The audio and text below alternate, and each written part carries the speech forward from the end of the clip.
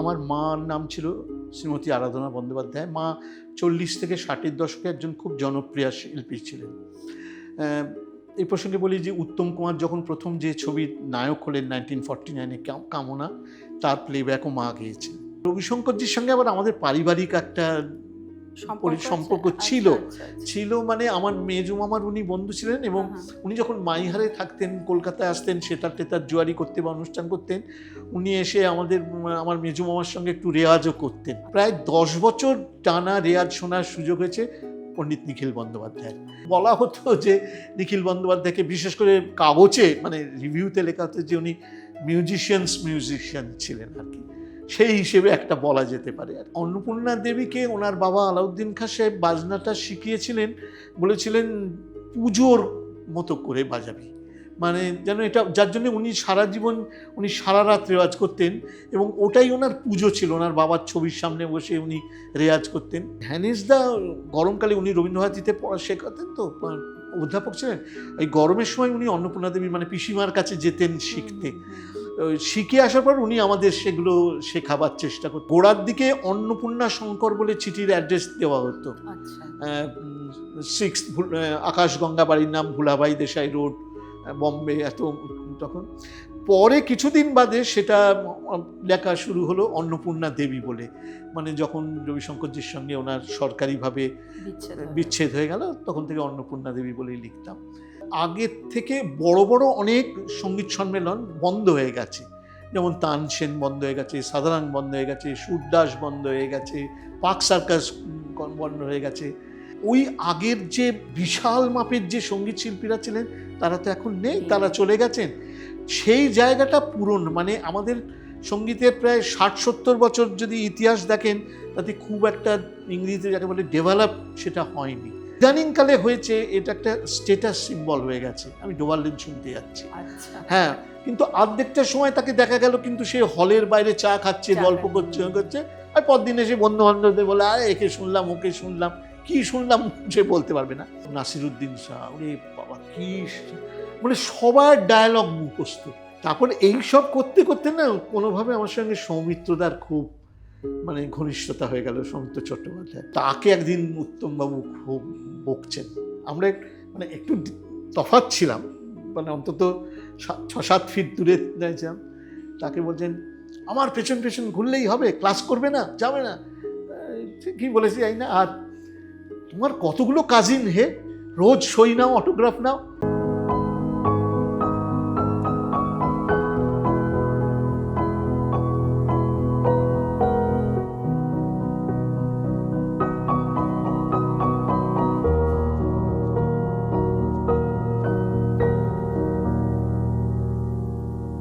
গপ্পসপ্প, কিছু গল্প কিছু মনের কথার অনুষ্ঠানে আমরা সঙ্গীত নিয়ে অনেক অনুষ্ঠান করেছি, আরও করব। তার কারণ সঙ্গীতের তো কোনো আদি অন্ত নেই। কিন্তু আজকে আমাদের সঙ্গে যিনি রয়েছেন তিনি যেমন একজন দক্ষ শিল্পী, একজন প্রতিভাবান শিল্পী, সেই সঙ্গে তিনি একজন সঙ্গীত বিশারদ এবং পণ্ডিত মানুষ। নমস্কার অনিন্দ্য বন্দ্যোপাধ্যায়, অনেক অনেক ধন্যবাদ আমাদের এই অনুষ্ঠানে আসার জন্য। নমস্কার, আমিও খুব কৃতজ্ঞ যে আপনি আমাকে ডাকলেন এখানে কিছু কথাবার্তা বলার জন্যে। আমি যেটা প্রথমেই বললাম যে আপনার সঙ্গে যে আলাপচারিতা হয়েছে বা কথাবার্তা হয়েছে তাতে যেটা বোঝা গেছে বা এমনিও আপনার কাজের পরিধি থেকে যেটা স্পষ্ট হয়ে ওঠে যে আপনি তো শুধু একজন দক্ষ শিল্পী বা প্রতিভাবান শিল্পী নন, আপনার সঙ্গীতের বিভিন্ন বিষয়ে অনেক জ্ঞান। তো এই যে সঙ্গীত শিক্ষা, এটা কবে থেকে শুরু হলো? আমি দক্ষ শিল্পী কিনা যাই না, কিন্তু যেহেতু আপনি বললেন আমি অনেক দিন ধরে এই সঙ্গীতের জগতে আছি। আমি শুরু করি আমার আমার মার নাম ছিল শ্রীমতী আরাধনা বন্দ্যোপাধ্যায়। মা 40 থেকে 60-এর দশকে একজন খুব জনপ্রিয় শিল্পী ছিলেন। এই প্রসঙ্গে বলি যে উত্তম কুমার যখন প্রথম যে ছবির নায়ক হলেন 1949-এ কামনা, তার প্লেব্যাকও মা গেয়েছিলেন। যাই হোক, সেটার থেকে বাড়িতে গান, আমি মানুষ হয়েছি মামার বাড়িতে, দেশপ্রিয় পার্ক অঞ্চলে প্রিয়া সিনেমার পেছনে আমাদের বাড়ি ছিল। আর আমাদের বাড়িতে গান বাজনার পরিবেশ তো ছিলই। আমার মা তো গাইয়েছিলেন, কিন্তু আমার তিন মামাই শখের বাজনা বাজাতেন। যেমন বড় মামা বেহালা বাজাতেন, মেজো মামা তবলা ছাড়াও সব রকম যন্ত্র বাজাতে পারতেন, ছোটো মামা শরৎ বায়াতেন পণ্ডিত রাধিকামোহন মৈত্রের কাছে শিখেছিলেন, ফলে বাড়িতে চর্চা ছিল। কিন্তু গোড়ার দিকে আমার খুব একটা সঙ্গীতে আগ্রহ ছিল না, বরং মা রেয়াজ টেয়াজ করলে বলতাম কি করো, ভেঙাতাম আর কি। কিন্তু মানে ইংরেজিতে যাকে বলে ওয়ান ফাইন মর্নিং আর কি, একদিন সকালে হঠাৎ বললাম আমি শরৎ শিখব। আমি শরৎ সেইভাবে দেখিনি বা জানতাম না। আমার ছোটো মামা যে বাজাতেন, ছোটো মামা বাইরে থাকতেন বলে দেখিনি ছোটো মামাকে বাজাতে, কিন্তু ছোটো মামার ছবি দেখেছি, যন্ত্র। আরেকটা দেশপ্রিয় পার্কের উল্টো দিকে এই তীর্থবতী স্কুলের পাশে ছিল বিখ্যাত কারিগর হেমেন অ্যান্ড কোম্পানি, হেমেনচন্দ্র সেনের দোকান। তো ওই যাতায়াতের পথে আমি এই শরৎ যন্ত্রটা ঝোলানো থাকতো দেখেছি। আর কোনো কারণে এই যে যন্ত্রটা দেখতাম, যে যন্ত্রটা আমরা এখন বাজাই মাইহার ঘরানার, তার না মাথায় একটা পেতলের লাউ লাগানো থাকতো, সেটা আমাকে খুব আসলে আকৃষ্ট করেছিল ছোটোবেলায়। তো তাই থেকে মা বাবা দুজনেই মা বিশেষ করে বললো শরৎ খুব শক্ত যন্ত্র, তুমি তবলা শেখো, তাহলে আমার সঙ্গে বাজাতে পারবে। আমি গোঁ ধরলাম যে না। তারপর মা বললো সেতার শেখ, সেতারে ঘাট আছে। কী কারণে আমি গোঁ ধরলাম। তো মা ছোটো মামাকে বলাতে ছোটো মা বললো তাহলে দেখছি আমি একটা ছোটো শরৎ কোথাও থেকে জোগাড় করতে পারি কিনা। তো সে আর পাচ্ছিলেন না, হচ্ছিল না। ইতিমধ্যে হয়েছে কি, আমার বাবার সঙ্গে কাজ করতেন উজ্জ্বল চট্টোপাধ্যায়, যিনি আমার গুরু আলী আকবর খাঁ সাহেবের ছাত্র ছিলেন। সে বললো আমি ব্যবস্থা করে দিচ্ছি বলে আমাদেরকে হেমেনবাবুর দোকানে নিয়ে গেলেন, একটা শরৎ অর্ডার দেওয়া হলো। আমি এটা 1968 কথা বলছি। তো কয়েক মাসের বাদে উনি আমাকে একটা ছোটো যন্ত্র দিলেন। তখন দাম নিয়েছিলেন 140 টাকা, যেটার এখন অনেক দাম। যাই হোক, তো আমাকে আমি উজ্জ্বলদাই বলতাম, নিয়ে গিয়ে কলেজে ভর্তি করে দিলেন। এবং প্রথম দিন কলেজে আমি ওই আলী আকবর খাঁ সাহেবের কাছে শিখি, কিন্তু আমি কিচ্ছু জানতাম না যে উনি কে, কত বড় মাপের মানুষ, সঙ্গীত শিল্পী না কি করেন। যাই হোক, আমাকে একটা ছোটো ঘরে বসিয়ে উনি আমাকে একটু দেখিয়ে দিলেন। তারপরে ওনার মেজো ছেলে ধ্যানেশ খান, উনি আমাকে শেখালেন। পরবর্তীকালে তো ওনার কলেজে ভর্তি হয়ে বিভিন্ন ওনার মানে বর্ষিয়ান ছাত্রদের কাছে শিখেছি। এছাড়াও ওনার বড় ছেলে আশিস খাঁ শিখিয়েছেন, ওনার খুড়তুতো ভাই বাহাদুর খাঁ সাহেব শেখাতেন। তারপর কিছুদিন আমাদের নিখিল বন্দ্যোপাধ্যায় একটু শিখিয়েছিলেন। তো এইভাবে, আর আমায় হয়েছিল কি, আমি সেই সময় খুব ছোট, একটু প্রথম থেকে একটু একটু বাড়াতে পারতাম। তো আমাকে না সব ক্লাসে, আমার ক্লাস হয়ে যাবার পর আমাকে সব ক্লাসে নিয়ে গিয়ে পেছনে বসতে বলতো, শোনো, বাজাও, চেষ্টা করো, এরকম আর কি। যাই হোক, এরকম। তো এইভাবে শুরু আমার আর কি। আর আপনি তো শুধু শরৎ নয়, আরও অনেক বাজনা বাজাতে। মানে অনেক বলতে, আমি সুরসিঙ্গার বলে একটা যন্ত্র, সেটা অনেক দিন বাদে, মানে ধরুন আমি প্রায় শরৎ বাজাবার 20 বছর বাদে সেই যন্ত্রটা আমাকে আমার গুরু বাবা শিখিয়েছিলেন আর কি। এবং ওটার সেই অর্থে বলতে গেলে ঐতিহ্যগতভাবে আমি একমাত্র এখন বাজাই। মানে ওটার যে ধরনের বাজ বা যে ধরনের ওটায় সুর বাঁধতে হয়, যে ধরনের যেভাবে বসতে হয়, সেটা আমি ছাড়া আর কেউ করে না। তবে আমার দেখার পর কাগজে যখন বেরোলো তারপরে অনেক শরৎশিল্পী এখন সুরসিঙ্গার বাজাবার চেষ্টা করেন, কিন্তু সেটা ওরা শরদের মতো করেই বাজান। আচ্ছা, তা এই যে বলছেন আপনি, বাজানোর শিল্পী কম এই সুরশৃঙ্গারের, কারিগর কোথায় পান? সেটা প্রথম কথা, কারিগর প্রায় নেই এখন। আর যারা আছে তারা ওই একটা তৈরি করে দেখে শুনে, ধরো একজন আছে নব বলে, ও করে। তো সে আমার কাছ থেকে মাঝে মাঝেই এসে বলে একটা অর্ডার পেয়েছি, একটু মাপটা দিন, একটু ছবি তুলে নিয়ে যাচ্ছি, এইভাবে করে। তো প্রথম কথা, শেখেই না কেউ, কারণ প্রথম কথা অনেক দাম। 2 নম্বর, এই সুরসিঙ্গার যন্ত্র শিখতে গেলে আপনাকে বেশ অনেক দিন শরৎ বা যে কোনো যন্ত্র বা গান বাজনায় আপনাকে জানতে হবে, তারপর এই যন্ত্র শেখা উচিত আর কি। তো সেটা একটা কারণ, যার ফলে শেখে না। বিশেষ করে এখন টাকাটাও খুব বড় ফ্যাক্টর একটা। মানে আপনি প্রধানত আলী আকবর খাঁর কাছেই শিখেছেন? হ্যাঁ, ওই ছোটোবেলায় এরকম শিখেছি, কিন্তু আমি প্রথম প্রায় 10-11 বছর ওনার মেজো ছেলে ধ্যানেশদার কাছেই বেশি শিখিয়েছি। মানে সেইভাবে বাস্তবিকভাবে বলতে গেলে উনি আমাকে শিখিয়েছেন এই যে শরৎটা কী, কীভাবে বাজাতে হয়, কীভাবে লোকের সামনে বাজাতে হয়, কীভাবে একটা রাগ পরিবেশন করতে হয়, এইটা ধরে ধরে উনি শিখিয়েছেন আর কি। তারপরে যেটাকে মানে ইংরেজিতে বলে হায়ার স্টাডিজ, সেই অর্থে আমি আমার গুরু বাবার কাছে শিখেছি। এবং ধ্যানেশদা খুব অকালে চলে যান, তারপর থেকে তো ওনার কাছে শিখেছি। এবং 90-এর দশক থেকে উনি আমেরিকায় থাকতেন, আমি আমেরিকায় গিয়ে ওনার কাছে থেকে বছরে 4 মাস করে থাকতাম, থেকে শিখতাম। আচ্ছা, এই এই প্রসঙ্গে আমার একটা কৌতূহল আছে যে এই যে আমাদের দেশের বিশিষ্ট রাগ সঙ্গীতের শিল্পীরা, তা কণ্ঠশিল্পী হন বা বিভিন্ন বাদ্যযন্ত্রের শিল্পীরা, তারা ভারতবর্ষ ছেড়ে চলে যান কেন? ভারতবর্ষে কি তাদের গুণের কোনো কদর হয় না, নাকি শিষ্য পান না তেমন? না, না, সেটা ঠিক না। এটা খানিকটা তাদের ব্যক্তিগত ইচ্ছে। আর একটা জিনিস যেটা আমরা বললে খারাপ শোনায়, অর্থ তো একটা খুব বড় লোভ, প্রলোভন। তাছাড়া ওই দেশের কতগুলো জিনিস আছে মানে যেটা আমাদের দেশে আস্তে, আস্তে কমে আসছে। এই নিষ্ঠা যে জিনিসটা, সেইটা ওদের দেশের ছাত্রছাত্রীদের ভেতর খুব আছে এবং ওরাও কোনো অংশে ভারতীয়দের থেকে কম নয়, মানে যারা শিখেছে বাজায় আরকি। তবে অর্থ প্রলোভন তো একটা আছেই। একটা বেসিক নিষ্ঠা, ডিসিপ্লিন যাকে বলে, সেটা বিদেশে আছে। সেই কারণেই ওরা ওখানে চলে গেছে। এম তবে কণ্ঠশিল্পী সে তুলনায় কম গেছেন যন্ত্রশিল্পীরা। কারণ কণ্ঠশিল্পীদের তো একটু বাধা আছে, তো ভাষার ব্যাপার আছে, ব্যাপার আছে, সেই হ্যাঁ। জন্যে। আর এই বাজনা সূত্রে আপনি কোন কোন বড় বিশিষ্ট শিল্পীর সঙ্গে বাজানোর সুযোগ পেয়েছেন? না, সেইভাবে তো ওরকমভাবে আমাদের তো একক এটা। একক। হ্যাঁ, তো আমি যেসব মানে শেয়ার করা, মানে এখানে ধরুন একই কনফারেন্সে বাজিয়েছেন বা একই মঞ্চে পার্টিসিপেট করেছেন এরকম। সেরকমভাবে বলা খুব মুশকিল, অনেকের নাম অনেকের বলতে নাম হয়। বলতে। অনেক জায়গায় বাজিয়েছে, তবে আমি বেশি যেগুলো বাজিয়েছি সেগুলোতে ওই এক আসরে হয়তো ২ জন এরকম কিছু বা ৩ জন শিল্পী এরকম হুম, হুম। বাজিয়েছেন। আমি হয়তো ১ম এ বাজিয়েছি, কারণ জুনিয়র আর্টিস্ট হিসেবে এরকম, সেইভাবে বাজিয়েছি। আর কিন্তু বড়, বড় শিল্পীরা তো কনফারেন্স যেগুলো ৩-৪ দিন ধরে হয় কনফারেন্স বা ফেস্টিভ্যাল, তাইতে তো একেক দিনে ৩-৪ জন বা সারারাত হলে আরও বেশি শিল্পী হুম, থাকেন। হুম। সেরকম ডোভার লেনে বাজিয়েছি, আমার পর অনেক বড় শিল্পীরাও বাজিয়েছেন। সেইভাবে এখন বলতে গেলে অনেক বিরাট একটা অনেকটা তালিকা জায়গা। বলতে হয় আরকি। যেহেতু আপনার গুরু আলী আকবর খাঁ, তো রবি শঙ্করের সঙ্গে নিশ্চয়ই আপনার যথেষ্ট ঘনিষ্ঠ যোগাযোগ হয়েছে। হ্যাঁ, সেটাও হয়েছিল।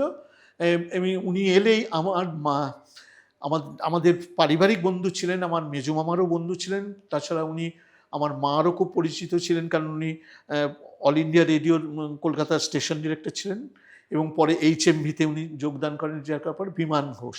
উনি আমায় খুব স্নেহ করতেন। উনি অ্যাকচুয়ালি কিন্তু আমাকে রবিশঙ্করজির কাছে নিয়ে গিয়েছিলেন। আচ্ছা। অবশ্যই তারও আরেকটাও কারণ ছিল, আমি সেই সময়ে একটি ইংরেজি কাগজের সঙ্গীত সমালোচক ছিলাম এবং হুম, হুম। ওই সাক্ষাৎকার নেওয়ার জন্যও সেটাও একটা কারণ।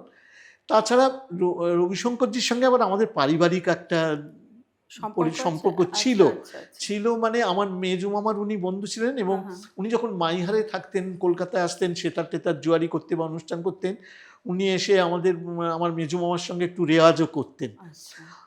ফলে সেই সূত্রে আমার মারা, যেমন আমি রবিশঙ্করজির নামটা ছোটবেলায় জানতাম না, অনেক বড় বয়সে জেনেছি। কারণ মারা মেজো মামা রবু ভাই বলতো আর মারা রবুদা, রবুদা করতো। আচ্ছা। তো সেই রবুদা যে রবিশঙ্কর সেটা অনেক পরে জেনেছি। আচ্ছা। তো সেই সূত্রে রবিশঙ্করজির কাছে আমি, আর বিমান ঘোষের সঙ্গে আমি অনেকবার গেছি। যেমন আপনি আমার সাক্ষাৎকার নিচ্ছেন, আমি গিয়েছিলাম রবিশঙ্করজির কাছে একবার কাগজের তরফ থেকে সাক্ষাৎকার নিতে। তো প্রায় ২৭টা প্রশ্ন নিয়ে গিয়েছিলাম। উনি প্রশ্নগুলো আগে দেখলেন। তারপর বললেন অনেকগুলো প্রশ্নের আমি উত্তর দেব না। কিন্তু আমি খুব একটু জিদি, আমি বলেছিলাম, "না, আপনাকে সবগুলো দিতে হবে।"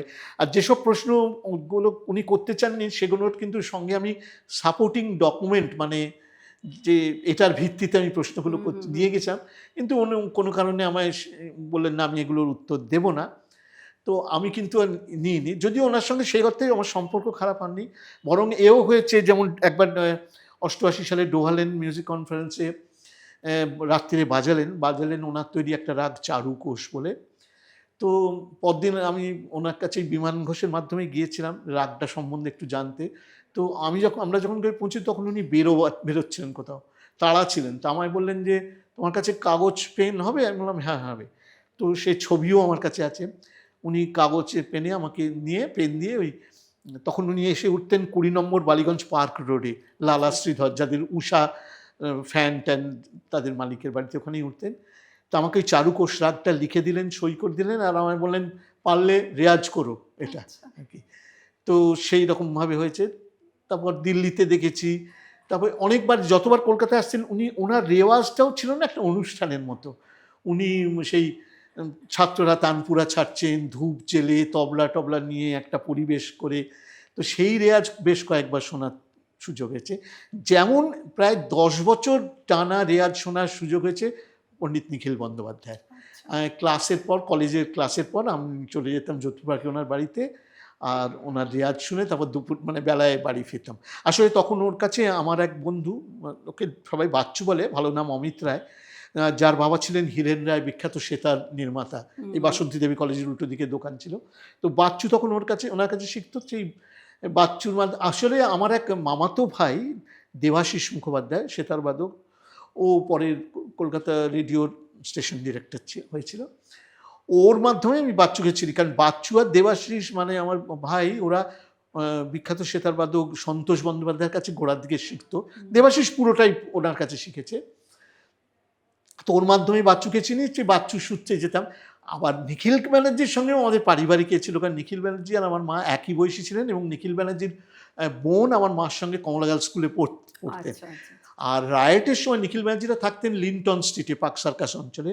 রায়েটের সময় ওরা ওনার পিসির বাড়ি এই দেশপ্রিয় পার্ক ওয়েস্টে চলে আসেন। তখন নিখিল ব্যানার্জির বোন ছিলেন, আরেক বোন ছিলেন মানে পিস্তুত বোন পূরবী মুখোপাধ্যায়, শাস্ত্রীয় সঙ্গীত গাইতেন। আমির খাঁ সাহেবের কাছে শিখেছিলেন, প্রথমে তারাপদ চক্রবর্তী, পরে আমির খাঁ সাহেবের কাছে। তো সেই সূত্রে আমাদের বাড়ি, এবং শুনেছি আমাদের বাড়ি তাকে উনি 9 বছর বয়সে এমন রাগ নারায়ণী বাজিয়েছিল যে লোক এক্সাইটেড হয়ে গিয়ে দাঁড়িয়ে উঠেছিল আর কি, এইরকম প্রতিভা ছিল। তো সেইটার জন্য নিখিল বন্দ্যোপাধ্যায়ের বাড়িতে যাওয়ার একটা সুযোগ হয়েছিল, রেয়াজ শোনার সুযোগ হয়েছে, তাই থেকে যতটুকু শিখতে পেরেছি আর কি।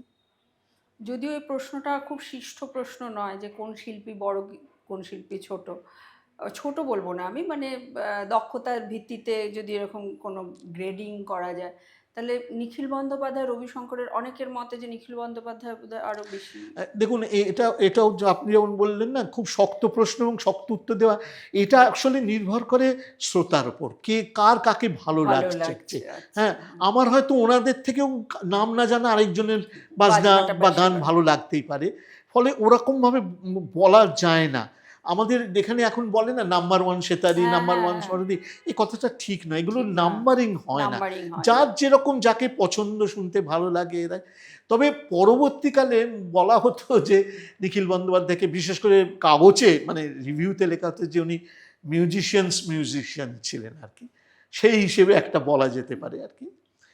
এরা সবাই খুব বিশাল মাপের, মানে এরা ধরাছোঁয়ার বাইরে, ধরাছোঁয়ার, অবশ্যই অবশ্যই। এই প্রসঙ্গে তো আর একটা কথা যেটা আসে সবসময়, বা এই নিয়ে অনেক রকমের বিভ্রান্তিমূলক তথ্য থাকতে পারে, মানে আমরা যেহেতু প্রত্যক্ষভাবে কিছু জানি না, অন্নপূর্ণা দেবীর নামটা তো বারবার উঠে আসে। ঠিকই বলা হয় যে ওনার বাজনা এত ভালো ছিল যে রবিশঙ্কর চাইতেন না উনি বাজান, তাহলে বোধহয় ওনার যে প্রচার বা প্রসার সেটা তত হবে না। এটা কতটা সত্যি? এটা নিয়েও অনেক রকম মতৈক্য আছে। এটা হয়তো আংশিক সত্যি, আবার আংশিক সত্যিও নয়। তবে অন্নপূর্ণা দেবীকে ওনার বাবা আলাউদ্দিন খাঁ সাহেব বাজনাটা শিখিয়েছিলেন, বলেছিলেন পুজোর মতো করে বাজাবি, মানে যেন এটা, যার জন্য উনি সারা জীবন, উনি সারা রাত রেওয়াজ করতেন, এবং ওটাই ওনার পুজো ছিল। ওনার বাবার ছবির সামনে বসে উনি রেওয়াজ করতেন, পুজো। ফলে ওনার বাজনাটা একটু এদের থেকে অন্যরকম ছিলেন। আর এরা যেহেতু বাইরে বেরিয়ে গিয়ে বাজাতে শুরু করলেন, বিদেশে চলে গেলেন, ফলে এদের তো বাজনায় একটু অন্যরকম করতেই হয়েছে, যেটা ওনার বাজনায় ছিল না। আর তাছাড়া উনি বাজাতেন সুরবাহার, যেটা আলাপ প্রধান বাজনা আর কি। আর সুরবাহারটা আলাউদ্দিন খাঁ সাহেব শিখিয়েছিলেন ওকে এই কারণে যে শুধু মানে তবলা বা পাখোয়াজের দরকার হবে না, মানে উনি যে শৈলীতে শিখিয়েছিলেন, যদিও একটা শৈলীতে সুরবাহারের পাখোয়াজ বা তবলার সঙ্গে বাজানো যায় বা যেত, কিন্তু বলেছেন যে তোর কোনো কাউকে দরকার হবে না, তুই নিজের মনে একা একাই বাজাতে পারবি। তো সেই অর্থে সেইটা, ফলে তার ভেতর অনেক গহন গম্ভীর ব্যাপারটা ছিল। তবে নিশ্চয়ই ওনার ভেতর একটা প্রতিভা তো ছিলই। যারা শুনেছেন, আমরা তো রেকর্ডিং শুনেছি, যদিও আমার সৌভাগ্য হয়েছিল 3-4 বার ওনার কাছে বম্বেতে যাওয়ার। হ্যাঁ, আমি একটু শিখবো বলে এও করেছিলাম, ওনাকে প্রস্তাব দিয়েছেন, তো উনি রাজি হননি। উনি সচরাচর কাউকে চট করে নিতেনও না।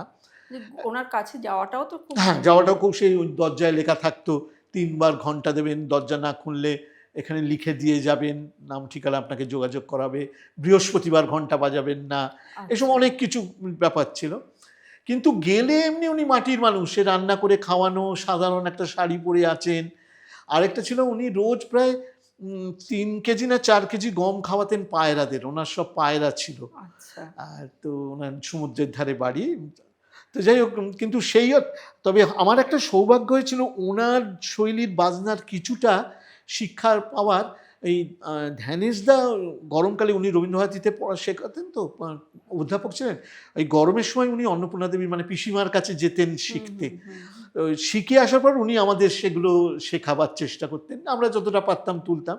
তো ওই রকম পরোক্ষভাবে একটা তালিম, ওনার তালিমও আমরা একটু একটু পেয়েছি আর কি। আর ওনার পরিবারের সঙ্গে ওনার যোগাযোগ ছিল? কম ছিল, বিশেষ করে ধ্যানেশদার সময় খুব ছিল। আর আমি অ্যাকচুয়ালি একটা সময় ধ্যানেশদার হয়ে ওনাকে চিঠিগুলো আমি লিখতাম, ওই সময় পারিবারিক চিঠি, তারপর সম্পত্তিগত মাইহারের সম্পত্তির ব্যাপারে ট্যাপারে।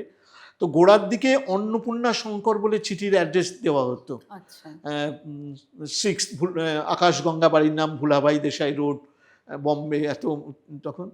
পরে কিছুদিন বাদে সেটা লেখা শুরু হলো অন্নপূর্ণা দেবী বলে, মানে যখন রবিশঙ্করজির সঙ্গে ওনার সরকারিভাবে বিচ্ছেদ হয়ে গেল, তখন থেকে অন্নপূর্ণা দেবী বলেই লিখতাম।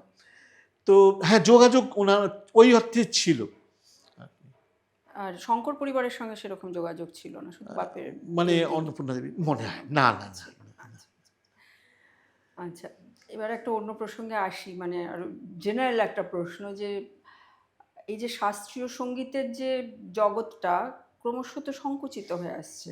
এমনকি একটা সময় ছিল যখন কলকাতায় শীতকালে প্রচুর প্রোগ্রাম হতো, প্রচুর মানুষ আসতেন, সারা রাত ধরে মানুষ শুনতেন।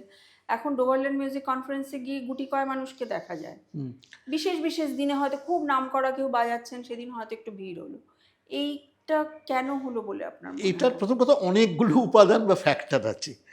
এক, আগের থেকে বড় বড় অনেক সঙ্গীত সম্মেলন বন্ধ হয়ে গেছে, যেমন তানসেন বন্ধ হয়ে গেছে, সাধারণ বন্ধ হয়ে গেছে, সুরদাস বন্ধ হয়ে গেছে, পার্ক সার্কাস বন্ধ হয়ে গেছে।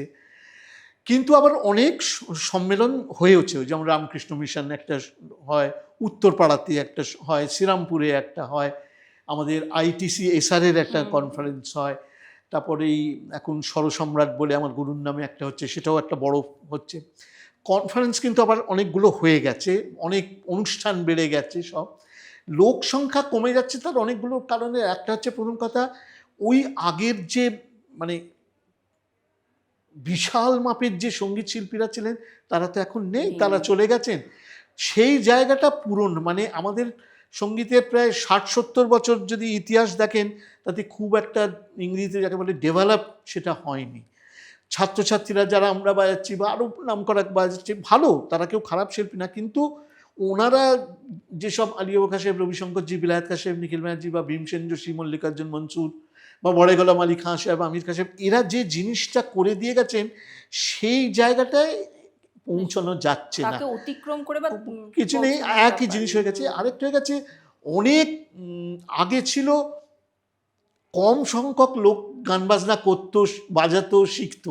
এখন ঠিক উল্টোটা হয়ে গেছে, এখন শ্রোতা বেশি হয়ে গেছে, শিল্পী বেশি হয়ে গেছে, শ্রোতা কমে গেছে। আর সেই মাপের হচ্ছে যে শ্রোতা কমে যাবারও অনেকগুলো কারণ আছে। এখন যেহেতু সিডি, রেকর্ড, টিভি, ভিডিও সবেতেই পাওয়া যায়, কে আর হলে যাবে? হলে যাবার গাড়ির পার্কিংয়ের একটা ঝামেলা আছে। তারপরে আজকাল যেটা খুব হচ্ছে, হলে গিয়ে সবাই মোবাইল ফোন ঘাঁটে, ছবি তোলে, করে, ডিস্টারবেন্স হয়, তার জন্য অনেকে যেতে চায় না। আর আরেকটা হয়, মানে এটা আবার ইদানিংকালে হয়েছে, এটা একটা স্টেটাস সিম্বল হয়ে গেছে। আমি ডোভারল্যান্ড শুনতে যাচ্ছি, হ্যাঁ, কিন্তু অর্ধেকটার সময় তাকে দেখা গেল কিন্তু সে হলের বাইরে চা খাচ্ছে, গল্প করছে, আর পরদিন এসে বন্ধু বান্ধবদের বলে, একে শুনলাম, ওকে শুনলাম, কি শুনলাম সে বলতে পারবে না। তো এইভাবে আস্তে আস্তে এই জিনিসটা। আরেকটা হচ্ছে, মানুষের ধৈর্য অসম্ভব কমে গেছে, ধৈর্যটা অসম্ভব কমে গেছে, যার ফলে তারা কেউ, আর ডোভারল্যান্ডটা, বিশেষ করে ডোভারল্যান্ড তো 4 দিন সারা রাত হয়, সেটা নেওয়াও খুব শক্ত আর কি। তাও যেত যদি সত্যি সেরম শিল্পী হতো। আর তবে একটা, আমি সম্প্রতি একটা গল্প শুনলাম, একজন খুব, আমি নাম করছি না, একজন খুব বিখ্যাত সঙ্গীত শিল্পী, কণ্ঠসঙ্গীত শিল্পী, তিনি যখন গাইলেন হলে, মানে এই লাস্ট ডোভারল্যান্ডে, অত বড় হলে বোধহয় 150-200 লোক ছিল, মানে যেটা খুবই বিচ্ছিরি ব্যাপার। তারপরে একটি অল্প বয়সী মেয়ে গান করলো, তখন নাকি ৮-৯০০ লোক হয়ে গিয়েছিল। কারণ সে মেয়েটি, তার গান আছে ইউটিউবে এবং সে নানা রকম ফিউশন মিউজিক করে, করে সেই ইউটিউবে ওকে তুলে দিয়েছে, ফলে তার অনেক ফলোয়ার আছে, তারা তার এই গানটা শুনতে এসেছিল। তো এই জিনিসগুলো এখন হচ্ছে। আরেকটা জিনিস হয়ে গেছে, ধরুন আপনি একটা কোনো অনুষ্ঠান করছেন, আমি আপনার চেনা, আমি খালি আপনার অনুষ্ঠানটা শুনবো, শুনে চলে আসবো, বা আপনারটার সময় যাব, আগের পরের কাউকে শুনবো না। এই জিনিসটাও এখন খুব প্রচণ্ড বেড়ে গেছে। সঙ্গীত ছাড়াও তো আপনার আরও অনেক অনেক দিক আছে, যেমন লেখার একটা দিক আছে, আবার অভিনয়ের দিকও আছে। হঠাৎ অভিনয় কি করে চলে এলেন সঙ্গীত? সাদা চুলের জন্য না, আমি আমি অভিনয় মানে আমার নাটক টাটক আমি স্কুল কলেজ জীবনে করেছি। আমার নাটকের প্রতি একটা দুর্বলতা ছিল। আর আমি সিনেমা হলের পাশে আমার বাড়ি ছিল, কিন্তু কোনো কারণে সিনেমার প্রতি আমার অত ঝোঁক ছিল না, বা আমার সমসাময়িক বন্ধু বান্ধবদের ছিল, কিন্তু আমার ছিল না। আমার নাটকের, তার কারণ ছিল আমার বাবা মাও খুব নাটক ভালোবাসতেন, আর নাটক খুব আমরা দেখতে যেতাম। আরেকটা কারণে ছিল, আমার বাবার সঙ্গে কাজ করতেন বিখ্যাত অভিনেতা, পরবর্তীকালে সিনেমাতেও করেছেন, বিমল দেব, জনউন্নতি ছিলেন, অনেক জায়গায় ছিলেন। তো বিমল কাকা বাবাকে অনেক পাস দিতেন। তো আমার এখনও সেই সব অঙ্গার, কল্লোল, এইসব অনেক দৃশ্য আমার এখনও মনে আছে, সেই সব দেখতে গেছিলাম। ফলে নাটকের প্রতি আমার খুব ছিল। কি হলো, কি তারপর হলো কি, এই 1985 সালে সেই সময় বলে একটা 13 পার্বণ বলে একটা সিরিয়াল হয়েছিল জোছন দস্তিদারে। তো সেটার সঙ্গীত পরিচালনায় ছিলেন বিখ্যাত সেতারবাদক দীপক চৌধুরী। তো তখন আমি রেকর্ডিংয়ে একটু বাজাতাম, দীপক দামায় নিয়ে গেছেন বাজাবার জন্য। তা একদিন একটা শীতকালে রেকর্ডিং হয়েছিল, তো আমি এরকম পাজামা পাঞ্জাবি একটা কালো শাল পরে গিয়েছিলাম। তো জোছনদা, যিনি ফিল্ম ওই সিরিয়ালের ডিরেক্টর ছিলেন, তিনি আমায় বললেন, আমার একটা এপিসোডে একটা ছোট রোল আছে, করবি? আমি বললাম হ্যাঁ করবো। আমারও খুব আনন্দ হলো, খুশি হলো। সেই হ্যাঁ 13 পার্বণে হয়নি, সেই সময়। তো সেই করলাম আর কি। তারপর আর সেইভাবে কিছু করিনি। তখন আমার একটা খুব মানে মাথায় ছিল যে আমার কী করে আমেরিকায় যেতে হবে, মানে আমার গুরুর কাছে গিয়ে থাকবো। আমার তখন ওই ধ্যান ধারণা ওটাই ছিল আর কি। পড়াশুনোও করছিলাম তখন, আমার লটাও পড়া শেষ হয়ে গেছে। তো যাই হোক, সেই হতে হতে তারপর বহু বছর বাদে আমাদের দেশবিপাক অঞ্চলে একজন ডিকে, ওকে ডিকে বলে, সে প্রোডাকশন ম্যানেজার ছিল। সে একদিন আমাকে বললো, একটা ছোট রোল অতনু ঘোষ বলে একজন ছবি করছে, একটু যদি তুমি করো। ঠিক আছে। যে অতনু আমার বাড়িতে এলো, তো ওই অংশুমানের ছবি বলে একটা ছবি, তাইতে আমি একটু ছোট রোল করলাম। এই শুরু হলো আস্তে আস্তে। তারপর চুল যত পাকতে লাগলো, ওরা খোঁজে এরকম, সেই করতে করতে আমার প্রায় 26টা ছবি হয়ে গেছে। সেই ঋতুপর্ণ ঘোষ থেকে আরম্ভ করে সবাই দিচ্ছে। ঋতুপর্ণ ঘোষের কোন এই ওর শেষ ছবিটা সত্যান্বেষী। সত্যান্বেষীতে কোন চরিত্র? সত্যান্বেষীতে এই চরিত্রটা গল্পে ছিল না, কিন্তু ও সিনেমার খাতিরে এনেছিল। ওই একটা প্রথম দিকে মহারাজা, অরুণাংশ আর কি, মহারাজার চরিত্র একটা এনেছিল একদম গোড়ার দিকে। আসলে হয়েছে কি, ঋতুপর্ণকে আমি চিনতাম, আমি যখন একসময় কাজ করতাম মানে একটা পাবলিকেশনসে প্রিন্টিংয়ের, সেই সময় ও রেসপন্সে কাজ করতো, আমি যেতাম দেখতাম ওকে, কিন্তু ঋতুপর্ণ বলে জানতাম না। পরে জানলাম ওই ঋতুপর্ণ আর কি। আর তখন তো ঋতুপর্ণ ঘোষের আর ডিরেক্টর হিসেবে নাম হয় না, তখন বিজ্ঞাপনে কাজ করে, মানে সে অর্থেও নাম নেই, মানে আমরা জানি, সাধারণ লোক জানি না। তারপর থেকে আমার এক বন্ধু আছে বিখ্যাত, মানে খুব দুর্মত পণ্ডিত, শিবাজী বন্দ্যোপাধ্যায় অধ্যাপক। তো ঋতুপর্ণ শিবাজির কাছে রবীন্দ্রনাথ পড়তে আসতো। তো ওই দোভালে নেই শনিবার, আর আমিও প্রত্যেক শনিবার শিবাজির বাড়ি যাই আর কি, আমার দীর্ঘদিনের বন্ধু। তো একদিন শিবাজির বাড়ি গেছিলাম, সেটা পয়লা বৈশাখ ছিল। তো হঠাৎ শিবাজিকে ঋতুপর্ণ একটু ডাকলো, বললো একটু পাশের ঘরে এসো। তো পাশের ঘরে আসার 2-3 মিনিট বাদে শিবাজি বললো, ঋতু তোমায় ডাকছে, একটু ওই ঘরে যাও। তো ওই গেলাম। তখন আমাকে একটা চেয়ারে বসালো, বসে বললো, ঘাটটা একটু কাত করো, একটু ওই করো, তাই করো। বললো ঠিক আছে, আমার একটা ছবিতে একটা চরিত্রে অভিনয় করবে? আমি বললাম হ্যাঁ নিশ্চয়ই করবো, কেন কখনো করেছো? আমি বললাম হ্যাঁ, আমি এই ছবিগুলো এখন অবধি করেছি। বলে তাই তো, ঠিক কথাই নেই, আমার লোক তোমাকে স্ক্রিপ্ট পাঠিয়ে দেবে। তো সেই স্ক্রিপ্ট পাঠিয়ে দিল। তারপর আমার কাছ থেকে 2 দিন তারিখ নিয়েছিল, কিন্তু কোনোভাবে মানে সবাই শুভেচ্ছা, একদিনেই আমি সেটা করতে পেরেছিলাম, করলাম। কিন্তু ওর একটা খুব মজার, মানে আমি পরবর্তীকালে দেখেছি, আমরা তো আমাদের স্ক্রিপ্ট দিলে সেগুলো আমরা মুখস্থ করে যাই, তারপর নিজের মতো অভিনয় করি। ওরটায় যখন শট আরম্ভ হলো, আমি যখন করতে গেলাম, তখন ও কাট বলে কেটে দিল, দিয়ে বললো না না, আমি মাইকে বলবো, তুমি আমারটা শুনে এরকমভাবে বলবে। তো ঠিক আছে, তাই তো সেইভাবেই হলো আর কি মানে শুটিংটা। মাইকে কি বললেন, মানে কি করতে না না, হবে আমার সেটা না? ধরুন আমি বলছি আমি এখন ভাত খাবো, ও ওটা বললো, আমি ওইটা শুনে বললাম আমি এখন ভাত খাবো। মানে সংলাপটা উনি বলে দিলেন ও যে ও কিভাবে বলবো? হ্যাঁ, ও ওইভাবে ও মানে এটাকে, তারপর আমাকে পরে যারা কলাকুশলীরা তারা বললো আপনি জানেন না, এটাকে আমরা অঞ্জলি ডায়ালগ বলি। মানে অঞ্জলির সময় বলে না, পুরোহিত মশাই বলেন, আমরা সেটা হ্যাঁ। করি, তো ঠিক ওই রকম আর কি। আমায় করতে হয়েছিল সেটা। আচ্ছা, ঋতুপর্ণ ঘোষ সম্পর্কে যেটা শোনা যায় যে উনি ভীষণ বকুনি দেন সেটে, সেরকম কিছু দেখেছেন আপনি? একটা বকুনি দিয়ে, বকুনি মানে অ্যাকচুয়ালি জানি না সেই সময়টা ও নিজেই বুঝতে পারছিল কিনা, যে কারণ ওই ছবি করার পর তো চলে যায়, জানি না। যেটা হয়েছিল, আমার একটা দৃশ্য যদি আপনি মনে করেন ছবিটার, আমি মারা যাবো, সেটা কিন্তু বলে দেয়নি আমি মারা যাবো বা আমার কি হবে। এই খাটে শুয়ে আমার সে ডায়ালগ বা ছিল। তো আমার যখন শুয়ে, যেমন এনারা লাইট টাইট করলেন, ওর সব লাইট টাইট করছে, তো আমি এদিক ওদিক তাকাচ্ছি, আমার বাঁ পাশে একটা আলমারি ছিল, বইয়ের আলমারি, তাইতে প্রচুর বই রাখা, কিন্তু সব বইগুলো না উল্টো করে রাখা, আপসাইড ডাউন যেটাকে বলে। তো আমার তো বইয়ের প্রতি দুর্বলতা, আর বই রম দেখে অস্বস্তি হচ্ছে, বলতেও পারছি না, ঋতুপর্ণ ঘোষ ডিরেক্টর, আমি কি বলবো। শেষে আর না পেরে আমি বলেই ফেললাম। তখন ঋতুপর্ণ ওই পাশের ঘর থেকে খুব একটু চেঁচামেচি করলো, বললো হ্যাঁ সব কিছু আমায় দেখতে হবে, তোমরা একটু দেখো, এরকম দেখেছি। সেইভাবে ওকে রাগারাগি আমি করতে দেখিনি আর কি। খুঁতখুঁতে তো ছিল নিশ্চয়ই, মানে আর যারা তবে আমার মেকআপটা মোহাম্মদ আলী বলে একজন, সে মেকআপ করে দিল।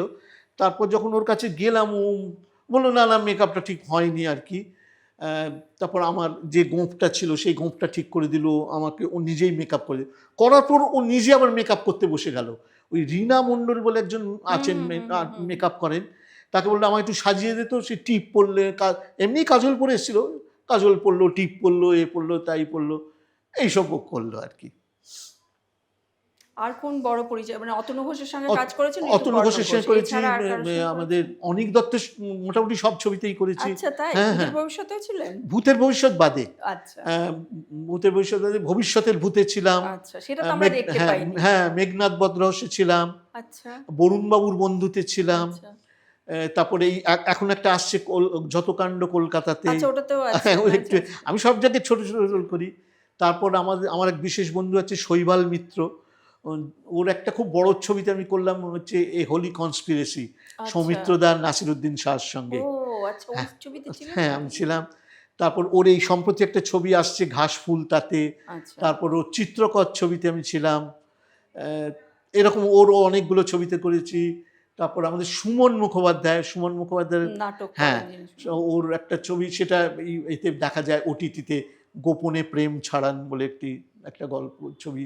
তারপর ওর এতে ছিলাম, ওই কাঙাল মালসাটে ছিলাম। আচ্ছা তারপর অরিন্দম শীলের ধনঞ্জয়তে ছিলাম, আচ্ছা বিচারকের রোল। আচ্ছা আচ্ছা এরকম অনেকগুলো হয়ে গেছে আসলে। আর অ্যাড ফিল্মও হয়ে গেছে প্রচুর, আচ্ছা। 24-25টা অ্যাড ফিল্মও করে ফেলেছি। এই অ্যাড ফিল্মের এটা কি আপনি নিজে চেষ্টা করে করেছেন নাকি না না, ওই ছবিগুলো দেখে? ডেকে হয়, তারপর এই অ্যাসিস্ট্যান্ট বা যারা এরকম কলাকুশলী থাকে না, তারাও অনেক সময় যোগাযোগ করে, আচ্ছা। আপনার কথা একে বলেছি অমুক তমুক। আবার অনেক ক্ষেত্রে তাদেরকে কমিশনও দিতে হয়। হ্যাঁ, এরকম হয়েছে, কিন্তু কোনো কারণে ডাইরেক্ট হয়েছে। যেমন আমি অনিকের অফিসে একদিন গিয়েছিলাম কথাবার্তা বলতে, এক ভদ্রলোক বসেছিলেন, তারপর উনি বেরিয়ে গেলেন। তারপর আমি যখন অফিস থেকে বেরিয়েছি দেখি উনি বসে আছেন, বললেন আপনার জন্য আমি অপেক্ষা করছিলাম। বললেন আমি এরকম অ্যাড ফিল্মের কাস্টিং করি, আপনি কাজ করবেন? আমি বললাম হ্যাঁ করবো কাজ। সেইভাবে হলো, তার থেকে আরেকটা হলো, এইভাবে যোগাযোগ করে করে হয়ে যায় আর কি। আমি নিজে থেকে কোথাও কোনোদিন চেষ্টা করিনি আর কি। আচ্ছা আচ্ছা, এটা কি মনে হয় যে অভিনয় করছেন আবার বাজনা বাজাচ্ছেন, মানে ক্লাসিক্যাল সঙ্গীত নিয়ে যারা কাজ করেন তারা ভীষণ মানে একটা দিকেই তাদের হ্যাঁ ইয়ে ঠিকই, ফোকাস আমি ওই বললাম আমি অত দক্ষ শিল্পী নই বলে হয়তো করতে পারছি না। এগুলো আসলে এটা নির্ভর করে, সব আপনি যদি নিষ্ঠাভরে করেন সব কাজ করা যায়, উৎসাহ থাকলে করা যায়। ধরুন আমি যে এই লেখালেখিগুলো করি, সেও এই একই কারণ, একইভাবে এসছে আর কি। এই লেখার প্রসঙ্গে আসছে, আপনার লেখার বিষয়গুলো তো ভীষণ মানে ইন্টারেস্টিং। এই বিষয়গুলো আপনি কিভাবে নির্বাচন করলেন? একটু বলুন কি কি বিষয় লিখেছেন আগে, তাহলে তারপরে আমরা আচ্ছা, আমি গল্পটা বলি এই অর্থে যে আমি যখন ওই কাগজে লিখতাম, দুটি ইংরেজ দৈনিকের কাগজে লিখতাম, তো সেই সময় তো আমাকে এমনি সমালোচনা ছাড়াও মাঝে মাঝে বলতো, একটা বলতো অবিচুয়ারি লিখে দেওয়ার জন্যে, একটা মারা যাওয়ার পর, আরেকটা অনেকের সাক্ষাৎকার নেওয়ার জন্যে, সেটা সেটা তো তখন থেকে মাথায় একটা ঢুকতো। তারপরে আমি রবীন্দ্রনাথ ইউনিভার্সিটিতে এক্সামিনার অ্যাপয়েন্টেড হলাম আর কি। তখন আমি তারপর স্পেশাল ক্লাস নিতে আরম্ভ করলাম এবং বিশ্বভারতীতে যেতে শুরু করলাম, সিকিম সেন্ট্রাল ইউনিভার্সিটি, এগুলো অনেক পরে। কিন্তু তখনই আমি দেখেছি, আর আমি অনেক অল্প বয়স থেকে বিদেশ যাচ্ছি শেখাতে এবং বাজাতে আর কি, তখন দেখেছি যে আমাদের ভারতীয় সঙ্গীত সম্বন্ধে ওদের খুব মানে আগ্রহ, তো সেগুলো ওরা প্রচুর প্রশ্ন করে, বেশিরভাগ সময় আমি উত্তর দিতে পারিনি বা পারি না আমরা। তখন আমার সেই দিকে একটা আগ্রহ জন্মানো, আমি পড়াশুনো করতে শুরু করলাম। আর যেহেতু লিখতাম এই করতে করতে, তবে বেশি তখন লিখতাম, কেউ হয়তো বলতো আমাদের পাড়ার ম্যাগাজিনে একটা লিখে দাও বা শারদীয়া সংখ্যা লিখে দাও, এরকম করতে করতে তারপর সত্যি করে বড় কাজ শুরু যেটা করলাম, আমার গুরু বাবা মারা যাওয়ার পর ওনার একটা আত্মজীবনী আমি লিখলাম, সেটা বহুল প্রশংসিত প্রচারিত হয়েছে। তারপরে ওনার বাবার হাতে লেখা একটা ডায়েরি আলাউদ্দিন খাসেবের, সেটা করলাম। এইভাবে আমি সঙ্গীত তত্ত্ব, সঙ্গীত শিল্পী সব নিয়ে। তারপর হলো কি 96 সালে আমার পরিচিতা একজন মহিলা, আমাদের বান্ধবী, এক অধ্যাপিকা সংঘমিত্রা সরকার, সে একটা ফিল্ম বানাচ্ছিল ওই কলকাতার বাবু কালচার বাইজি এই নিয়ে।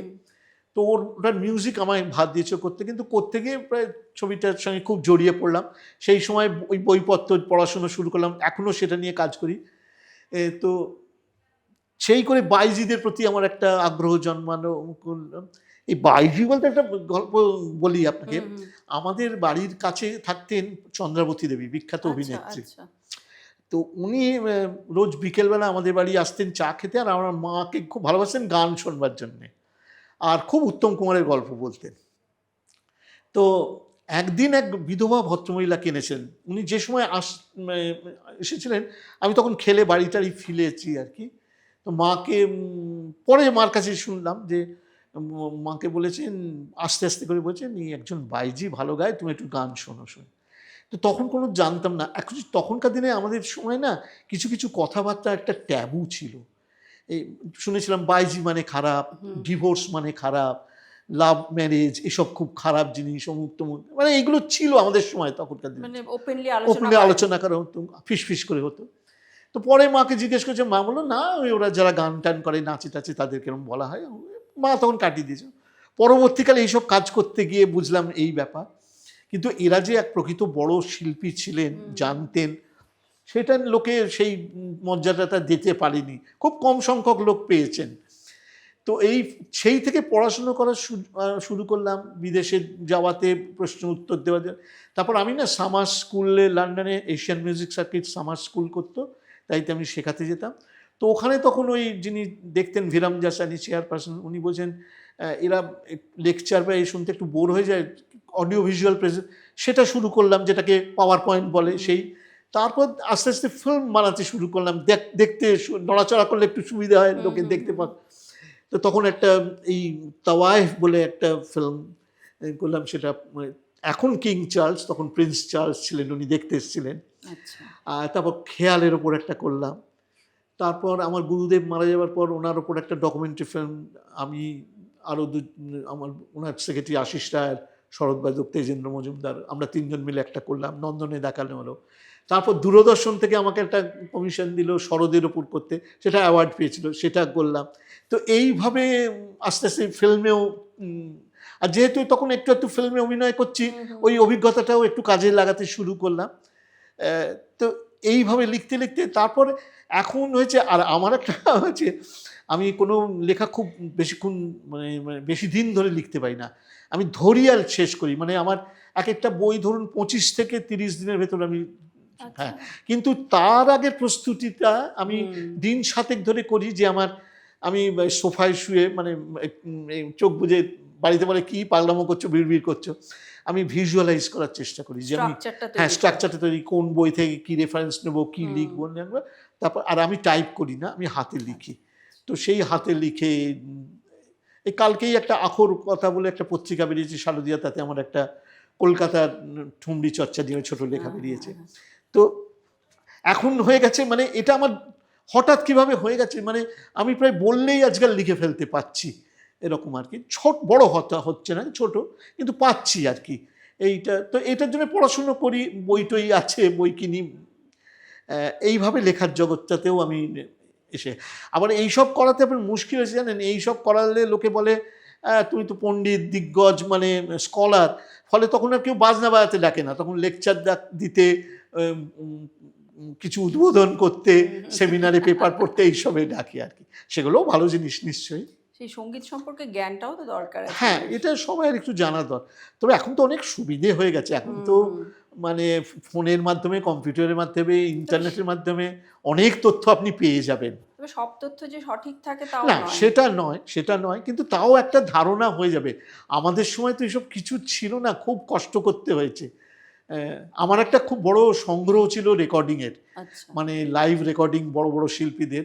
আমি আর আমার এক বন্ধু, বিশিষ্ট ইংরেজির অধ্যাপক অমলান দাশগুপ্ত, যাদবপুর ইউনিভার্সিটি, আমরা মানে অ্যাকচুয়ালি আমাদের দুজনের সংগ্রহ দিয়ে যাদবপুরের school of cultural texts and records, যেটা তাইতে একটা সংগ্রহশালা নর্থ ইন্ডিয়ান ক্লাসিক্যাল মিউজিকের শুরু হয়। আমার প্রায় 1000 ঘন্টা রেকর্ডিং আমি ওখানে ডোনেট করেছি। তো সেসব রেকর্ডিংও খুব কষ্ট করে জোগাড় করেছি, লোকের লাথি ঝাঁটা খেয়ে, ভালোবাসাও পেয়েছি, কিন্তু সেটা একটা বিরাট আগ্রহ ছিল, একটা গবেষণার ব্যাপার ছিল, সেটাও করতে মজা হয়েছে, ভালো লেগেছে আর কি। সেই যে বাইজিদের নিয়ে যে আপনি লিখলেন, সেই লেখার সূত্রে কোনো ইন্টারেস্টিং কোনো ঘটনা কিছু মনে পড়ছে? সেটা হচ্ছে প্রথম কথা, আমাদের প্রথমে বলি ওই যে ফিল্মটা যেটা আমরা বানিয়েছিলাম অন্বেষা, যেটা ইউটিউবে দেখা যায়, সেইটার থেকে যে শুরু হয়েছিল। প্রথম কথা তো খুঁজে বার করতে হলো কলকাতায় কোথায় বাইজিরা আছে না আছে। তখন দেখা গেল প্রায় শতখানেক বাইজি আছে, কিন্তু তাদেরকে ওই সো কল্ড বাইজি বলা হয়। পুরনো মতের যে বাইজি, মানে আচ্ছা আপনাকে এই প্রশ্নে বলি, বাইজিদের কিন্তু 4টে ভাগ আছে। যারা শুধু গান করে তাদেরকে বাই বলা হয়, যারা গান আর নাচ করে তারা জান, গহর জান, মালকা জান, এরকম আর কি। যারা, ওরা তো কোঠা বলে যেখানে ওরা থাকে, গান বাজনা হয়, সেখানে যারা, সেখানে মদ্যত পরিবেশন করা হয়, সেই মদ্যত যারা পরিবেশন করে তাদেরকে কানিজ বলা হয়। আর অনেক জায়গায় আছে যেখানে বেশ্যাবৃত্তি করা হয়, তাদেরকে খানাগি বলা হয়, যার থেকে একটা খারাপ অশ্লীল গালাগালি এসছে আর কি। তো এরকম 4টে ভাগ আছে। তো সার্বিকভাবে আমরা বাইজি বলি আর কি। বাই কথার অর্থ মহিলা, এবং সম্মানার্থে জি, বাইজি। এমনি দেখবেন বম্বে টম্বে সাইডে বাড়ির কাজের লোক কেউ বাই বলে, হ্যাঁ, বা বাইজি মানে একজন বয়স্কা মহিলা, সম্মানজনক মহিলা।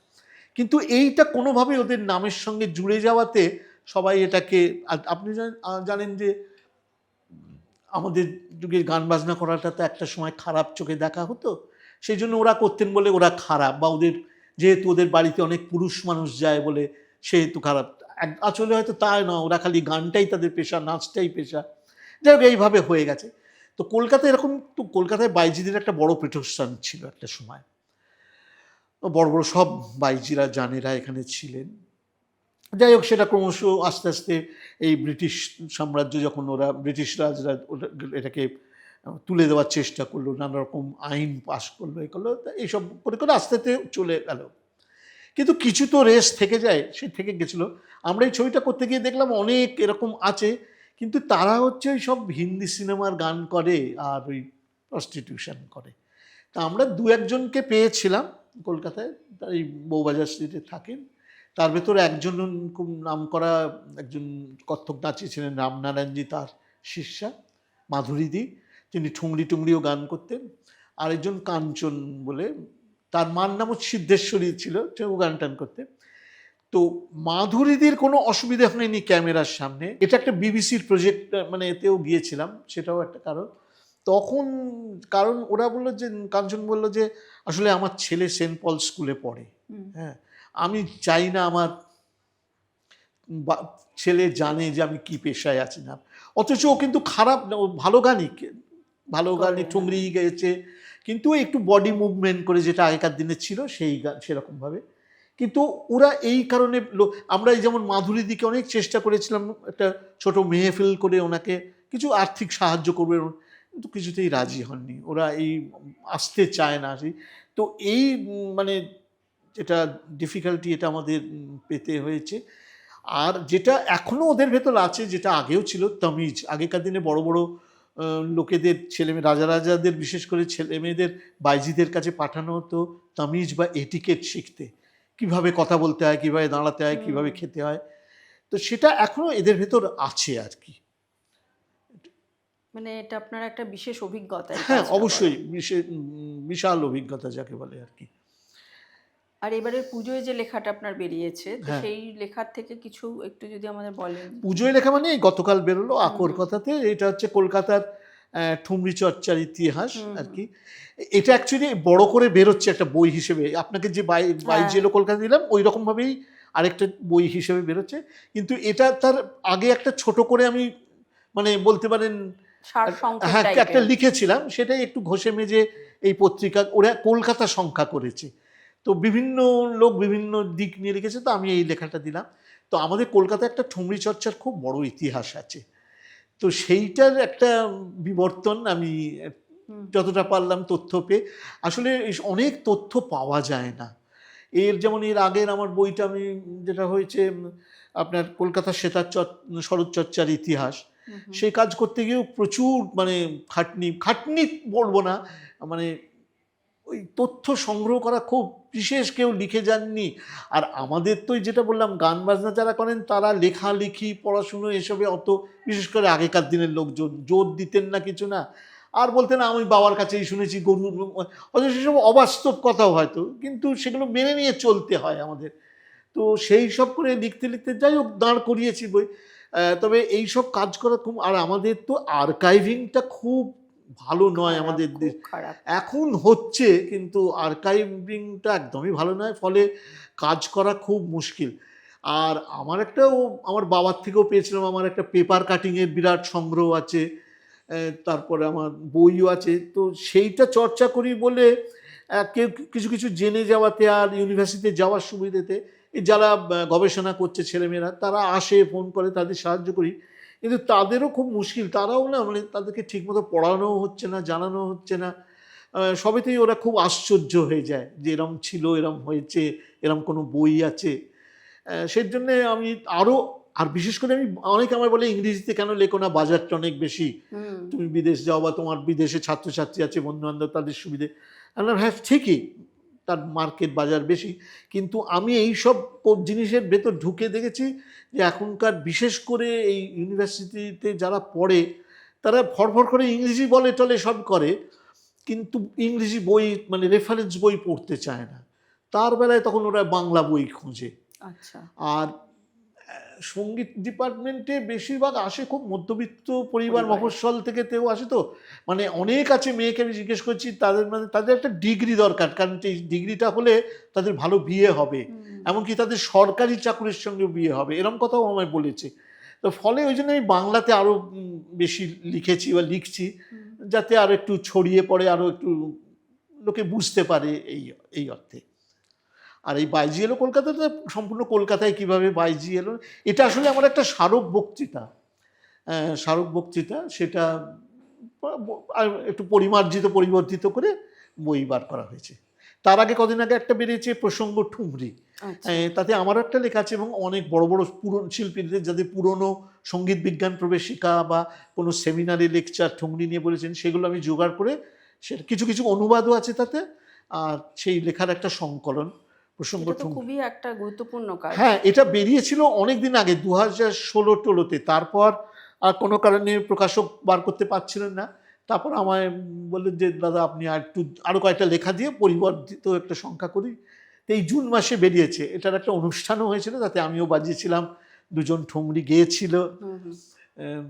তো এটাও একটা কাজের, মানে আমি চেষ্টা করি। তার আগের একটা বই বার করেছি, লিখেছি, সেটা হচ্ছে হিন্দুস্তান মানে 19 শতকের বাংলা সাহিত্যে হিন্দুস্তানি সঙ্গীত। আচ্ছা, হ্যাঁ, এটা তো এই তো আগেকার বিরাট গবেষণার কাজ এটা। কিছুদিন ধরে পড়াশুনো করে করে আমি যেমন এই মহালয়া গতকাল থেকে একটা লেখা শুরু করলাম এই বাইজিদের নিয়ে, এদের মানে স্বাধীনতা সংগ্রামে বাইজিদের অবদান। আচ্ছা, অনেকেই জানেন না, প্রচুর বাইজিরা মানে সারা ভারতবর্ষ জুড়ে যারা স্বাধীনতা সংগ্রামে প্রচুর তাদের অবদান ছিল, নানা রকমভাবে, আর্থিকভাবে, অনেক রকমভাবে তাদের, সেইটা একটা হয়তো প্রচুর মেটেরিয়ালস নেই, পাইনি, কিন্তু যাই হোক একটা ছোটোখাটো কিছু বই হিসেবে হবে আর কি। আরেকটা বই প্রকাশিত হবে সাহিত্য সংসদ থেকে, সেটা অনেকদিন ডিউ হয়ে গেছে, হয়তো এই বই মেলা বেরোবে, সেটা হচ্ছে কলকাতার বৈঠকি গান থেকে সঙ্গীত সম্মেলন। আচ্ছা, মানে ইংলিশ যদি করেন বলতে পারেন স্যালন টু মিউজিক কনফারেন্স, বা ticket from unticketed program to ticketed programs আর কি। এর একটা ইতিহাস একটা, সেটা একটা লিখেছি। আচ্ছা, তো এখনকার প্রজন্মের ছেলেমেয়েরা সরোদ শিখছে? হ্যাঁ, সরোদ সেটা সব যন্ত্রই প্রচুর শিখছে, এবং সেটা বোঝা যায় দোকানে গেলে অর্ডার পেলে দেখবেন অনেক দিন লাগে বলে এত অর্ডার আছে চাইছে। কিন্তু মুশকিল হচ্ছে যেটা যেটা সবাই চাইছে, মানে আমি 6 মাসে মিউজিশিয়ান, সব শিখে যাবো। হ্যাঁ সব শিখে যাবো, অনুষ্ঠান করব। অনুষ্ঠান করব। আমার কাছে এসছে মানে যে স্যার কদিন লাগবে এই তরুণদের জন্য একটা অনুষ্ঠান হয় দূরদর্শনে, তাতে বাজাতে বা এ করতে। তো তাদের বলতে হয় যে এরকমভাবে ঠিক হয় না, এই মানসিকতা পাল্টাতে হবে আর এই যে কি। উদ্দেশ্যটাই তো খারাপ, এখন তাই না? হয়ে গেছে, ওই বললাম না, এখন সবাই খুব চট করে নাম করতে চাইছে। তারপর বাবা মাদেরও খুব বড় একটা চাহিদা হয়ে গেছে যে আমার আমার ছেলে 100-তে 200 কেন পাচ্ছে না, বা আমার ছেলে কেন 6 মাস শিখে ডোভারল্যান্ড কনফারেন্সে বাজাচ্ছে না, বা নাচছে না, বা কিছু করছে না। এইটা ভীষণ মানে, যেমন যারা করছে তাদের হচ্ছে, কিন্তু বাবা মাদেরও প্রচুর মানে এখানে খুব চাহিদাটাও বেড়ে গেছে। আসলে সবার ভেতরে একটা প্রতিযোগিতামূলক মানে মানসিকতা এসে গেছে, যেটা আগে ছিল না আর কি। হুম, হুম। আচ্ছা, এবার আমি একটা একদম একটু মজার কথা বলি। এক কথা প্রসঙ্গে আপনি আমাকে বলেছিলেন যে কলেজ লাইফে পড়ার সময় আপনি ভোরবেলা কাউকে ফলো করতেন। কাকে ফলো করতেন? কাউকে ফলো মানে আমি সেন্ট জেভিয়ার্স কলেজে বিকমে পড়তাম। তো প্রথম দিকে যেতাম ট্রামে করে, আমার বাড়ি থেকে ট্রামে করে যেতাম। তারপর যেহেতু পাতাল রেলের জন্য ট্রাম বন্ধ হয়ে গেল, তখন আমরা বাসে করে যেতাম। তারপর শুনলাম কলেজে, সেন্ট জেভিয়ার্স কলেজে, যে শুনলাম উত্তম কুমার কাছে থাকে, বাড়িতেও শুনেছিলাম ময়রা স্ট্রিটে থাকে, উনি সকালবেলা এতে বেড়ান, মিন্টো পার্কে বেড়ান। তো সেই, তবে উনি নাকি 5টা 5:30টার ভিতর বাড়ি ঢুকে যান খুব ভোরে। সে তখন থেকে ভোর 4টেই ওটা শুরু করলাম। অনেক দিন বাদে বাদে, আমি অনেকটা সুন্দরবনের গিয়ে বাঘ দেখার মতো অনেক দিন বাদে ওনাকে একদিন দেখলাম। তারপর বেশ কয়েকবার দেখেছি। তা খুব ইচ্ছে ছিল কথা বলার, যে বলি আপনি যে প্রথম ছবির নায়ক হয়েছিলেন তাতে আমার মা গিয়েছিলেন, কিন্তু কোনো কারণে সে সাহস পাইনি। তবে আমাদের এক বন্ধু ছিল, নাম বলছি না, তার দাদা খুব বড় পুলিশের আইপিএস ছিলেন। তিনি কোনো কারণে খুব এখন মানে বিখ্যাত লোক হয়ে গিয়েছিলেন রাজনৈতিক কারণে এবং দুর্নীতির কারণে, যাই হোক। তো তাকে একদিন উত্তমবাবু খুব বকছেন। আমরা মানে একটু তফাৎ ছিলাম, মানে অন্তত 6-7 ফিট দূরে ছিলাম। তাকে বলছেন, আমার পেছন পেছন ঘুরলেই হবে, ক্লাস করবে না, যাবে না, কি বলেছি জানি না। আর তোমার কতগুলো কাজিন হে, রোজ সই নাও, অটোগ্রাফ নাও। ও আসলে পাড়ার মেয়েদের ইমপ্রেস করার জন্য না উত্তম কুমারের সই নিতে রোজ নিয়ে গিয়ে। আর তবে আমরা যখন উত্তম কুমারকে দেখলাম ওই ধরুন 76 থেকে শেষ থেকে 77 তখন চেহারাটা খারাপ হয়ে গেছে, মানে ফুলে গেছে, নিয়ে গেছেন, কিন্তু তাহলেও খুব গ্ল্যামারাস ছিলেন বটেই আর কি। তো সেইটাই বলতে পারেন ফলো করা আর কি। যদিও আমার বাড়ির 3-4টে বাড়ি পরে থাকতেন মৃণাল সেন, অনুপ কুমার, ওনার বাড়িতেও প্রচুর শিল্পীরা আসতেন। তো জীবনে সত্যি কথা বলতে প্রথম প্রেমে পড়েছিলাম সুহাসিনী মুলেকে দেখে। আচ্ছা, তাই এই গত বছরের আগের বছর ওনার সঙ্গে এই আমার সিগাল বুক স্টোরে ওই মৃণাল সেনের ছেলে একটা কুণালদা একটা বই লিখেছেন, সেটা উদ্বোধন হলো আর ভুবন সোম ছবিটা দেখানো হলো। তো আমি ওনাকে বলেছি, উনি খুব হাসছেন, তখন আমায় বলছেন তখন তোমার কত বয়স ছিল। তো সেটাই একটা খুব, আমজাদ খাঁকে খুব সামনে থেকে দেখেছি। তারপর এইসব করতে করতে না কোনোভাবে আমার সঙ্গে সৌমিত্রদার খুব মানে ঘনিষ্ঠতা হয়ে গেল, সৌমিত্র চট্টোপাধ্যায়। আমার একটা বইও আছে ওনার ওপর, সৌমিত্রদার কথা। মানে আমি যেদিন বাড়িতে যেতাম উনি যা বলতেন আমি বাড়ি এসে লিখে রাখতাম, একটা ডায়েরির মতো নানা আচ্ছা, রকম আচ্ছা, গল্প। আচ্ছা। আর ওনার কাছে যাওয়া মানে একটা সিনেমা দেখা, কারণ উনি এই একটু অভিনয় করে দেখালেন, একটা কবিতা পড়লেন, একটু ছবি আঁকছেন, 60-62 সালের সব ছবির সংলাপ মুখস্থ বলছেন, উনি কী করে করতেন জানতাম, মানে একটা আশ্চর্যের বিষয়। তারপর ওনাকে নিয়ে ডাক্তারের কাছে যাওয়া, এই করা, নানা রকম খুব, আবার ফোন করে করে ডেকে পাঠাতেন। একদিন আমি একটা SRFTIতে খুব ভালো ইংরেজি ছবি, মানে পৃথিবী বিখ্যাত ছবি, নামটা ভুলে গেছি, হলে ঢুকে গেছি, হঠাৎ ওনার ফোন, বলুন, বললো ব্যস্ত নাকি? আমি ওনাকে আর ব্যস্ত বলতে পারিনি, আমি বললাম, বলুন কী করব, যদি আসতে পারো একটু ভালো হয়। তা আমি গেলাম। সেই বছরই ওনার ওই বইটা বেরিয়েছে, ওই রাঙামাটির ভাঙা পথের, এই নামটা ভুলে গেলাম আর কি, ওই কবিতার বইটা, সেটা 30টা কবিতা উনি আমাকে পড়ে শোনালেন সারা সন্ধে।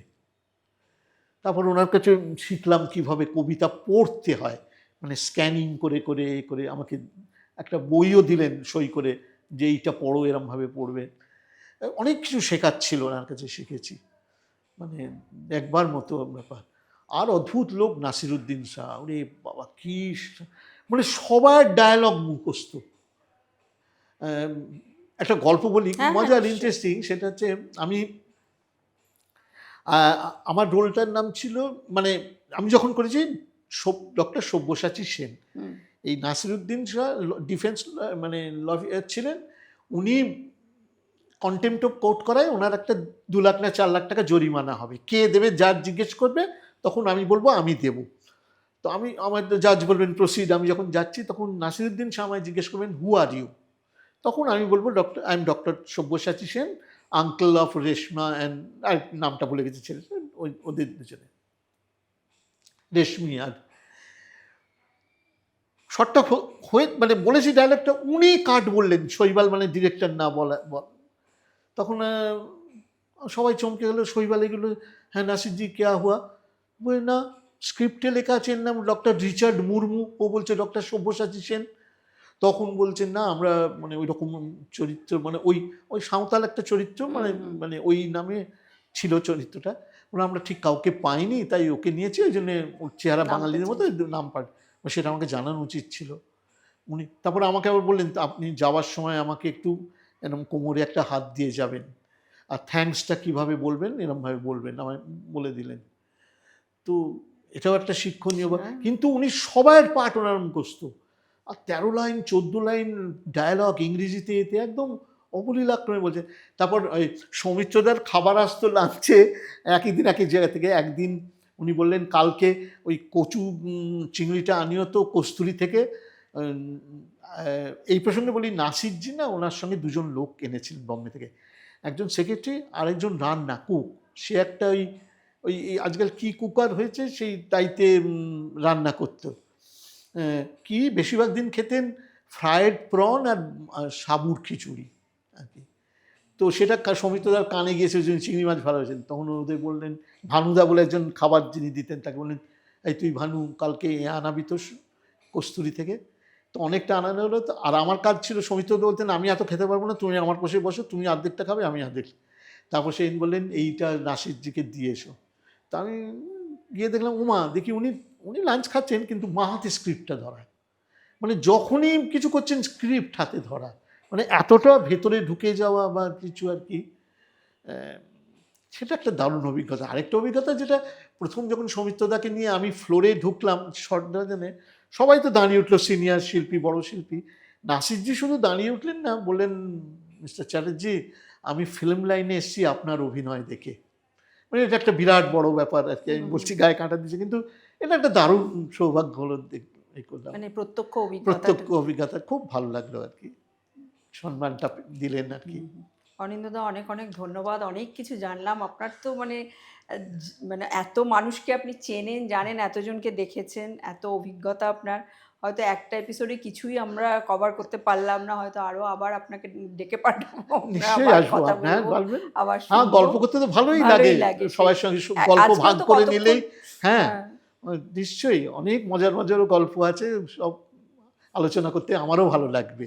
অনিন্দদা, আমাদের গপ্পসপ্প কিছু গল্প কিছু মনের কথার তরফ থেকে এই ছোট্ট গাছটা দিলাম, আমাদের কথা মনে রাখবেন। হ্যাঁ, আর আবার আসবেন আমাদের হ্যাঁ, এখানে। আর এই গাছটা বড় হবে, আপনাদের গপ্পসপ্পও বড় হবে। অনেক অনেক ধন্যবাদ। আমরা অনেক কিছু শুনলাম, আপনারাও শুনলেন। গপ্পসপ্প, কিছু গল্প, কিছু মনের কথা, এরকমই আরও অনেক মনোগ্রাহী অনুষ্ঠান নিয়ে আপনাদের সামনে হাজির হবে। আজকে আমরা রাগ সঙ্গীত নিয়ে আমরা অনেক কিছু শুনলাম, শিল্পীদের কথা শুনলাম, সেই সঙ্গে অনিন্দ্যদার অভিনয় জীবনের মজার মজার সুন্দর সুন্দর অভিজ্ঞতার কথাও শুনলাম। এরকম আরও অনেক ভালো এবং সুন্দর পর্ব নিয়ে আপনাদের সামনে আবার ফিরে আসব। নমস্কার।